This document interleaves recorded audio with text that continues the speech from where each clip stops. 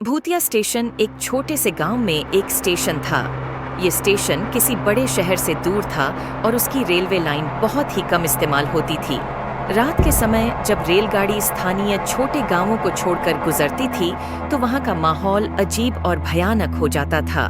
बड़े शहरों की तुलना में इस स्टेशन पर काफी सकारात्मक ऊर्जा नहीं थी। एक बार एक यात्री थी जो काफी देर रात को इस स्टेशन पर रुकी। उसने स्टेशन मास्टर को पूछा, क्या यहाँ कोई होटल है? स्टेशन मास्टर ने कहा, नहीं, यहाँ कोई होटल नहीं है, लेकिन आप एक स्लीपिंग बैग में सो सकते हैं जो कि रेलवे ने उपलब्ध किया है।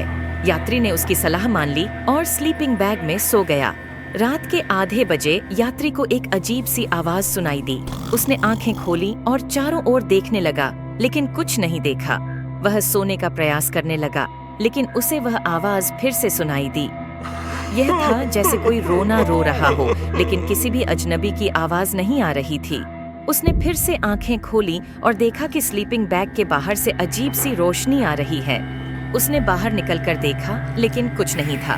फिर से वह सोने का प्रयास करने लगा, लेकिन आवाज और रोशनी बढ़ती गई। उसने धीरे से बाहर देखा और देखा कि एक और यात्री बोर्ड की ओर बढ़ रहा था। उसका चेहरा पीला पीला था और उसकी आंखों में अंधेरा था। वह रो रहा था, बचाओ, मुझे छोड़ दो। यात्री ने उसे रोका। क्या हुआ? आप कहाँ जा रहे हैं? वह यात्री चिल्लाते हुए बोला, मेरी जान बचाओ, वहाँ कुछ है, कुछ भयानक। उस यात्री ने उसे संभाला और स्लीपिंग बैग में वापस ले आया। दूसरे यात्री ने अब अच्छी तरह से रोना बंद कर दिया था, लेकिन उसके चेहरे पर अब भी भयानक डर छाया हुआ था। उसने बस यही कहा, उस जगह से दूर रहो। यात्री ने उसे समझाया। क्या हुआ वहाँ? उस यात्री ने कहा, वहाँ एक आदमी है, वह हमें देख रहा है, उसकी आंखों में केवल अंधेरा है। उसने मेरी आंखों में देखा, वहाँ कुछ भयानक है। यात्री ने उसके डर को सुना और वहाँ कुछ नहीं था। उसने सोचा कि यह सब बस उसका विचार हो सकता है, लेकिन उसके अगले दिन के आगमन के साथ ही वह जान गया कि उसके बात कितनी सच्ची थी। स्लीपिंग बैग में न सिर्फ वह यात्री था, बल्कि उसके साथ और भी कुछ था। एक भूत जो उसे नजर लगाता था।